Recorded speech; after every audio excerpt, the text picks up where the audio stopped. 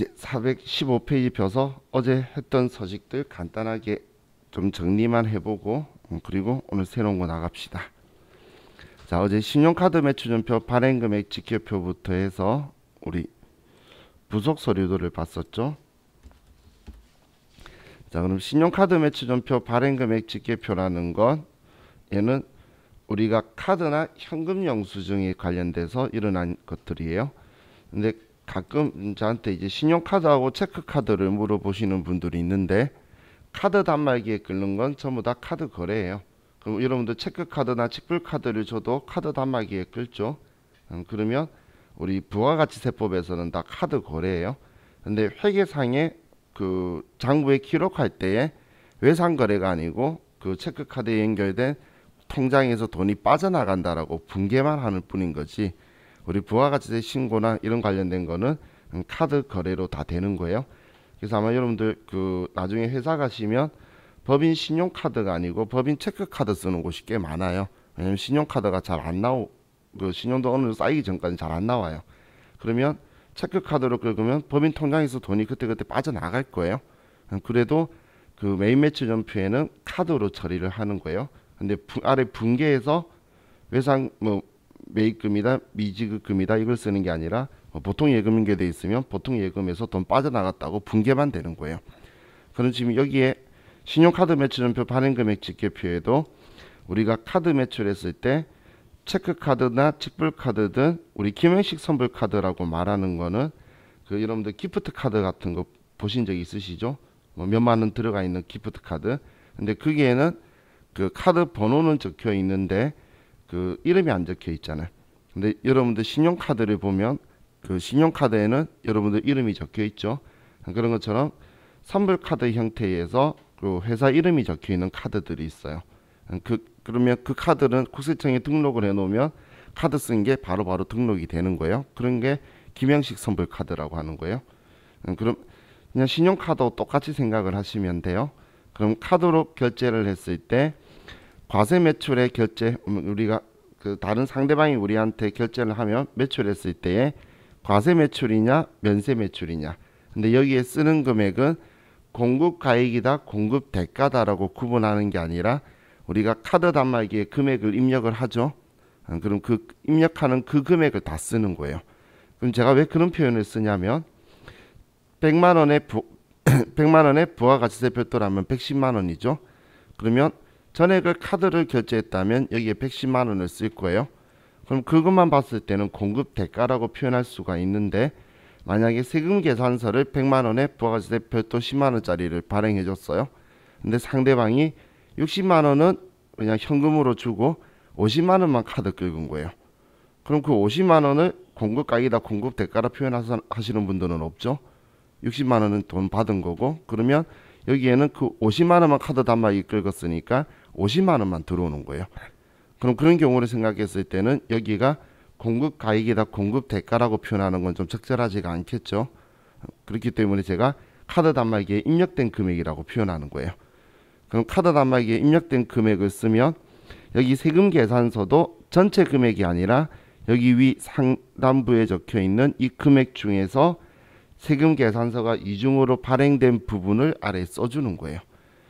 그 이유가 여기에 우리 카드 단말기에서 현금 영수증이나 신용카드 체크카드로 결제된 이 금액들이 벤사에서 전부 다 국세청에 다 알려주게 되는데, 그런데 우리가 부가가치세 신고할 때에 과세거래에 대한 이 부분이 부가가치세 신고서에 어제 우리 봤던 3번의 신용카드 현금 영수증 칸이 있었죠. 그 칸의 금액하고 일치해야 되는데 일치 안 하다는 거예요. 그 일치 안 한 이유가 세금계산서 발행된 부분이 있어서 이 세금계산서 발행된 부분은 1번 세금계산서에서 신고가 되었다라고 증빙을 해주는 서식이다라고 보시면 돼요. 원래 원칙은 그것 때문에 이 서식이 주로 발생한다라고 생각하시면 돼요. 그래서 이 서식 문제 나왔을 때에 사실 신용카드다 현금 영수증이다 과세다 면세다 이것 못 찾아 쓰시는 분은 아무도 없어요. 직접 쓰는 건데도. 근데 실수하는 게 공급가액 공급대가 이런 생각하다가 자기도 모르게 이걸 오랜만에 보면 세금계산서는 공급가액이지라고 해서 공급가액을 쓰시는 분들이 있어요. 여기에 110만 원이 전부 다 이중 발행됐다면 여기도 110만 원을 쓰는 거니까.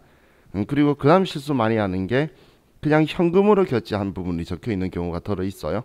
그냥 현금으로 한 거는 현금 영수증이 아니죠. 근데 급하게 문제 읽다 보니까 현금으로 결제했다, 나머지 신용카드 일부, 나머지는 현금으로 했다라고 돼 있는데 나머지가 현금 영수증으로 오해하는 경우 있어요. 우리 어제 기출문제 풀었던 거는 현금 영수증이 맞았죠. 그런 것처럼 신용카드와 현금 영수증 반반인 경우도 있고 신용카드하고 나머지는 그냥 현금이다라고 있는 것도 있어요. 그래서 여러분들이 너무 급하지 않게 정확하게 인지를 하시면 돼요. 표현을 자주 안 보던 표현이라서 그 문제 지문에서 세금계산서 계산서도 전자세금계산서 전자계산서 적으면 좀 헷갈리세요. 자주 안 보는 용어가 아니신 분들은. 그런데 영수증, 현금 영수증, 그냥 현금 이 세 개도 서로 헷갈려요.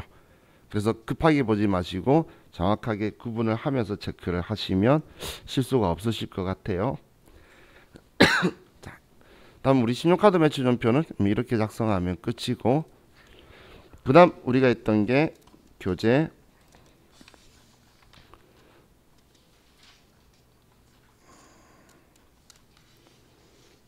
우리 423페이지에 부동산 임대 공급가 임명세서 봤었죠. 이 부동산 임대 공급가 임명세서는 부동산 임대 용역 사업자가 부가가치세 신고할 때에 부동산 임대 사업으로 인해서 발생하는 과세 표준을 신고하는 거예요. 그런데 거의 대다수 많은 사람들이 간주 공급 계산되어 있는 걸 이용하기 때문에 간주 공급 계산용이다라고 생각할 수도 있는데, 그런데 그 간주 공급만 하는 게 아니고 월세에 대한 것도 전부 다 과세 표준으로 신고를 하는 거예요. 그럼 우리 어제 부동산 임대 공급가 임명세서를 작성을 했었었는데 어제 몇 개였죠? 어제 일기 확정 부분을 했었었는데, 우리 부가가치세 신고할 때에 이 서식을 제출하지 않으면 지금 월세가 전체가 240이고 간주 임대료가 29만 5,376원인데 우리는 이 다 합친 금액이 과세표준계라고 적혀 있는 것 있죠. 이 금액의 1%가 가산세로 부과가 될 거예요. 지금 이 문제에서는 월세가 좀 현실성이 떨어지게 10만원 이렇게 되어 있으니까 월세가 작으니까 240만원 이렇게 적혀 있지만 현실적으로 여기 일반적으로 월세는 몇백만원씩 하죠. 그러면 금액이 보통이 아니라는 거예요. 그렇기 때문에 월세가 그 부동산 임대업 하는 곳에 보면 억대 정도가 돼요. 그럼 1% 하면 몇백만 원이 나오겠죠. 그렇기 때문에 꼭 제출을 해야 되는 서식이다라고 보시면 돼요. 월세가 무슨 몇천만 원이냐 생각하시면 안 돼요. 건물 한 층의 월세가 300에서 500 하는 작은 것도 많죠. 그 5개만 있어도 한 달에 1,500이고 3달이면 4,500이에요. 그죠? 그렇기 때문에 금액은 생각했던 것보다 크게 될 거예요. 자, 근데 우리 시험 목적으로는 실질적으로는 이 부동산 임대 공급가 임명세서 작성하는 거가 주로 나오죠. 그런데 그 세무 1급에 가면 제가 회계 처리시키는 것까지 전부 다 시킬 거예요. 그리고 여러분들 회사에서도 당연히 회계 처리는 맞춰서 해야 되기 때문에 다 같이 제가 설명을 드린 거고, 세무 2급에서는 어렵게 나올 때 그렇게 나와요. 그런데 일반적으로 그냥 3점짜리 정도로 주기 위해서는 얘 서식만 작성하는데, 그럼 이 서식 작성할 때 여러분들이 주의하실 거는 그 계약을 갱신하는 경우가 있었죠. 갱신할 때에 계약 갱신일도 쓰고 아래에 또 써줘야 돼요. 이게 그 지금 우리 반에도 과거에 실무에서 일하시다가 오신 분도 있으실 텐데, 근데 과거 옛날에 일했다면 그때는 K랩을 주로 안 쓰고 스마트 A를 썼을 거예요. 그러니까 도전 I 플러스라든지 이런 거 썼을 건데, 그 도전 프로그램은 여기서 갱신을 안 하고 만약 얘가 끝났죠, 기간이, 아래 새로 쓰고 똑같은 걸 새로 쓰면서 새로 보증금 쓰면서 다른 칸에 별도로 갱신 일자를 써야 돼요. 그래서 옛날에 우리 이 전산 세무 2급 시험도 그 도전 네오플러스라는 프로그램으로 시험 볼 때가 있었어요. 그때 갱신을 안 써서 틀린 사람 엄청 많았었어요. 근데 지금 이 프로그램으로 바뀌면서 자동으로 여기에 엔터만 쳐도 들어가는 기능이 있긴 한데, 그 네오플러스라고 제가 말하는 건 도스 버전 때의 도전 프로그램, 이 전산세무회계 시험 볼 때였어요. 그때는 플로피 디스켓으로 볼 땐 시절이었는데, 근데 지금 윈도우를 다들 많이 쓰시면서 마우스에 손을 많이 대죠. 그러면서 또 여기를 빠뜨리는 경우가 많이 생겨요. 그렇기 때문에 이 부분 실수 안 하게 주로 그냥 엔터키를 쳐서 쭉 연결되는 걸 보면 느낌이 오죠. 그래서 엔터키를 이용해서 실수 없도록 하시면 이 서식도 여러분들이 문제없이 잘 하실 수 있을 것 같아요. 자, 다음 427페이지에 의제매입세액 공제신고서를 보면, 자, 의제매입세액 공제신고서는 시험에 그래도 종종 자주 나오는 빈도가 높은 편에 속하는 서식이에요. 그럼 이 의제매입세액 공제신고서는 그 이론상 전제 조건은 우리 회사가 당연히 과세 사업자니까 부가세 신고하면서 하는 거겠죠. 그러면 미가공 농수산축산인산품을 원재료로 해서 그걸 과세품으로 만들어서 파는 사업장인 거예요.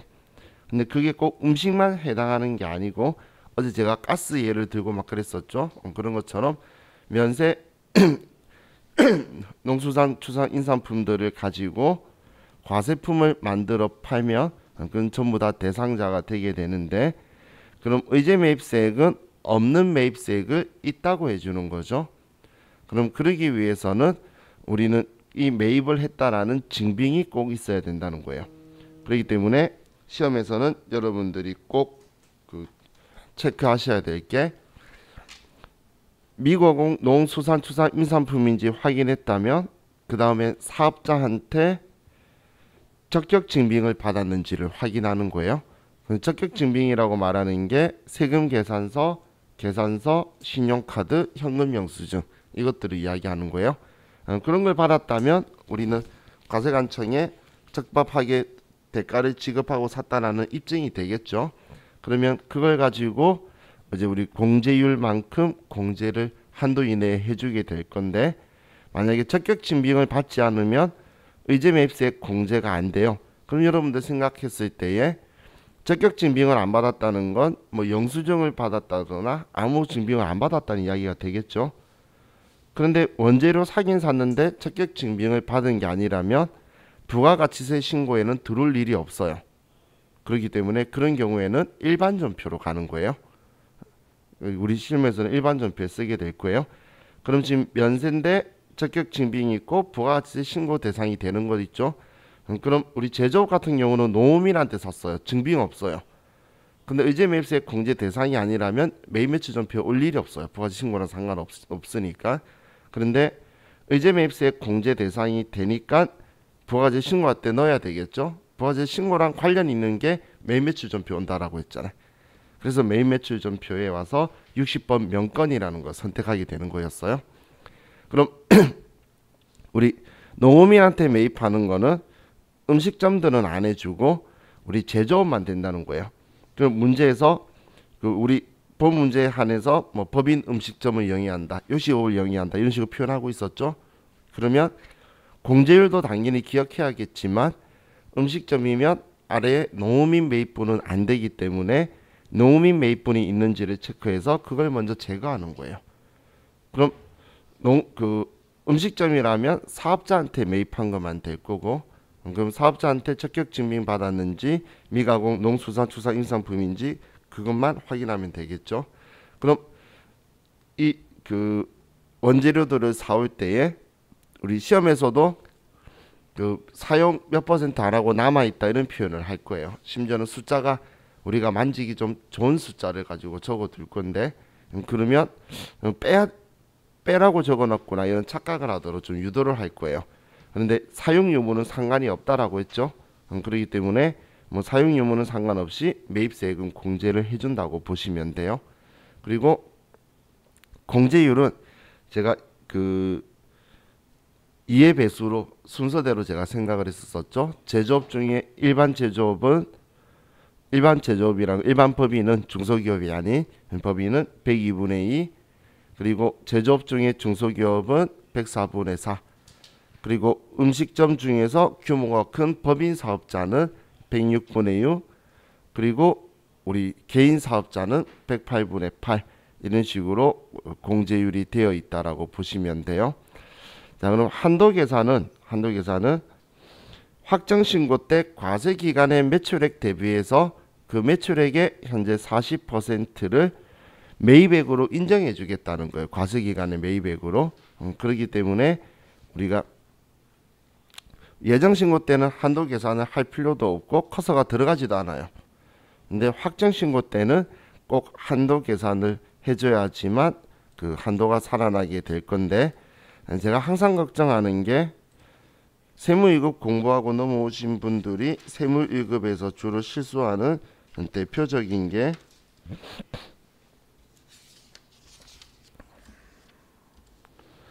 여기에 입력하는 금액 있죠. 이 금액을 확정 신고 것만 써서 많이 틀려요. 자, 지금 제가 다른 프로그램을 하나 같이 섞어서 보면, 자, 이게 우리 도전 프로그램인데 여기에서 이 프로그램에서 의제 매입세 공제 신고서를 보면 한도 계산하는 곳이 여기인데, 여기 매입액 쓰는 칸이 예정분 확정분으로 둘로 나눠져 있죠. 그래서 이 서식 가지고 할 때는 사람들이 실수가 없었어요. 지금 얘가 지금 매출에 대해서 과세 표준 예정 확정 쓰는 거는 지금 여기하고 똑같은 건데, 단기 매입액 쓰는 칸이 K레벨은 왜 이렇게 했는지 모르겠는데 여기에서는 이렇게 두 개 있으니까 여러분들이 봐도 누구나 실수 안 하겠죠.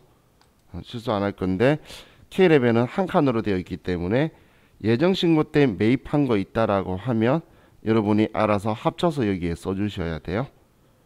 그래서 시험 문제가 그 예정때 거 없다라고 계속 나오는 이런 애들이 틀려라고 낼 때 갑자기 탁 있다고 날 거예요. 그럼 기출문제 풀고 연습하신 분들이 그걸 신경을 안 쓰게 돼요. 그렇기 때문에 이 부분을 좀 신경을 쓰시라고 제가 이야기하는 거예요. 그럼 예정신고 때 공제받은 게 있다면 매입한 게 예정때 게 있으니까 공제받았겠죠. 그러면 이해 금액도 순정이 될 거다라고 생각하시면 돼요. 자, 그럼 세무 2급 시험에서 얘를 직접 작성하는 문제도 나오기도 하고, 그리고 매입 매출 전표에 입력해서 반영시키는 문제가 나오기도 했죠. 그래서 매입 매출 전표에 입력해서 반영시키는 문제가 나왔을 때는 우리 이 의제 매입세 공제 신고에 대해서는 의제료 매입 탭에서 같이 입력을 하자라고 했어요. 그래서 의제료 매입 탭에서 우리 어제 했던 게 7700번의 사였구나. 어제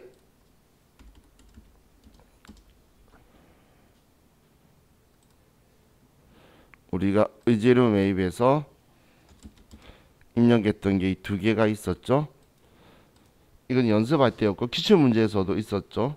그럼 문제 보시면 답안지에 부가세 대급금이 같이 되어 있는 걸로 나와 있어요. 그러면 여러분들이 여기 전체 입력해서 한다 그러면 직접 계산해서 써줘야 된다는 거예요. 그렇기 때문에 제가 의제료 매입 탭에 가서 입력하라고 말씀드린 것도 있고, 근데 아래 분계만 보여주는 게 아니고 전체 그림으로 답을 내주는 곳에 보면 여기 탭에 들어와 있어요. 그럼 그냥 전산세무 2급이나 전산세무 1급 시험에서 이 의제 매입세액을 신고서를 작성하면서 매입 매출 전표 입력하라고 적혀 있으면 그냥 이 탭을 가라는 거구나 생각하고 자연스럽게 여기에서 하셔야 될 것 같아요. 저도 처음 이 형태 문제가 나왔을 때는 욕을 엄청 많이 했었어요. 왜냐면 다른 프로그램은 없거든. 지금 이런 프로그램도 지금 제가 여기 교육용 버전에서 비교할 게 스마트 A하고 KLF 밖에 없어. 그렇지만 스마트 A만이 아니고 다른 대한민국에 있는 프로그램 전부 다 이런 기능이 없어요. 그럼 이 프로그램에만 있는 기능이기 때문에 제가 처음엔 비관적으로 이야기를 좀 했었어요. 지금 우리 반 말고 한 2년 3년 전에. 그런데 저 같은 생각을 가지고 욕하는 사람들이 있다는 걸 알았는지 시험에 계속 내더라고. 그럼 저는 약자죠. 그렇기 때문에 그 다음부터 어느 순간 바꿨어요. 여기서 해라고. 그렇기 때문에 여기서 하시라고 제가 말씀드리는 거예요. 심지어 세무 1급에서 이런 일까지 있었어요. 제가 얘 안 좋다고 욕하면서 한도초가 난다. 그럼 한도초가 뒤집는 거 어떻게 할 거냐? 근데 세무1급에 정말 귀신처럼 그 다음 회차 시험 나올 때 한도초가 나왔어요. 그래서 한도초가 뒤집는 분개하는 것까지 문제가 나왔었기 때문에 그건 세무1급 이야기지만 욕하면 안 되겠더라고. 내 수업을 관계자가 듣고 있지 않을 건데 마치 예언했던 것처럼 욕했던 게 계속 나왔던 소식이 얘네들이에요. 그래서 여기에서 여러분들 입력하시라고 제가 말씀드린 거고, 그럼 여기에서 하면 또 공제율을 직접 바로바로 써야 되니까 정확하게 인지를 하고 계셔야 되겠죠. 이 부분만 좀 신경 쓰시면 뭐 특별한 건 없는데, 자 여기 적요 6번도 같이 걸어 주셔야지 의제 매입세액 공제신고서 반영분 적혀 있죠. 근데 이 번호 외우는 게 잘 안 되고 걱정되실 때는 걱정 안 하셔도 돼요. 일반 전표든 매입 매출 전표든 어디 적요든 적요에서 원재료 적혀 있는 곳에서 F2번을 눌러보시면 나와요. 그죠? 그렇기 때문에 여기서 F2번 눌러서 지금 의제 매입세 공제신고서 문제니까 당연히 이거 반영되라고 우리가 선택하겠지. 그죠? 우리 오늘 이따가는 이것도 볼 거예요. 그렇기 때문에 여기 F2번 눌러가지고 여러분들이 보고 선택하시면 돼요. 자, 그럼 여기까지가 이제 어제 의제 매입세 공제신고서 자와 같이 했던 부분이고,